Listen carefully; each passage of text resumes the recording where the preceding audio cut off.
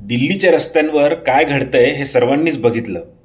पण संसदेत काय चाललंय हे बघितलं का? गेल्या 4 दिवसांपासून नीट आंदोलन आणि विद्यार्थ्यांचं भविष्य याच मुद्द्यांवर संसद गाजतीये.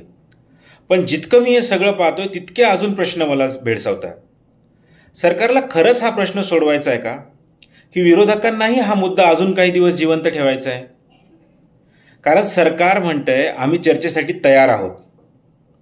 विरोधक म्हणताय आधी शिक्षण मंत्र्यांचा राजीनामा मगच चर्चा, आणि इथेच संसद अडकली. आता माझा पहिला प्रश्न जो आहे तो सरकारला, जर तुम्ही चर्चेसाठी तयार होता तर विद्यार्थ्यांना रस्त्यावर उतरायची वेळ का आली? आधीच तुम्ही का नाही चर्चा केली? पोलीस कारवाईची गरजच नसती पडली. आंदोलन देशभर पसरल्यानंतरच तुम्हाला सुधारणा, आश्वासनं आणि चर्चेची भाषा का सुरू झाली? पण प्रश्न फक्त सरकारला नाही आहे, विरोधकांनाही आहे.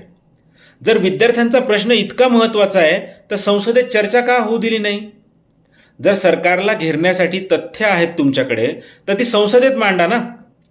राजीनाम्याची मागणी योग्य की अयोग्य तो वेगळा विषय, पण चर्चा न होण्याचा सर्वात मोठा तोटा कोणाला होतोय?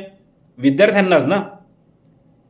आणखी एक गोष्ट, गेल्या अनेक वर्षात विरोधकांना असे राष्ट्रीय पातळीवरचा मोठा मुद्दा क्वचितच मिळालाय, ज्यावर जवळपास सर्व पक्षांचं एकमत दिसतंय. आज एका पाठोमाग एक नेते आंदोलनाच्या व्यासपीठावर दिसत आहे. म्हणून प्रश्न पडतो, हे आंदोलन फक्त विद्यार्थ्यांच्या न्यायासाठीच आहे ना, की त्याचवेळी विरोधकांसाठी एक मोठं राजकीय व्यासपीठ बनत चाललंय? आणि शेवटी मला असं वाटायला लागलंय की सरकारला हा प्रश्न लगेच सोडवायचा पण नाही आहे, आणि विरोधकांनाही हा प्रश्न लगेच संपवायचा नाही आहे.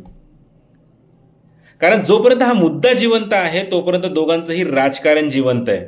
पण या सगळ्यात होल्डवर गेलंय ते विद्यार्थ्यांचं भविष्य. तुम्हाला काय वाटतं? कमेंट करा.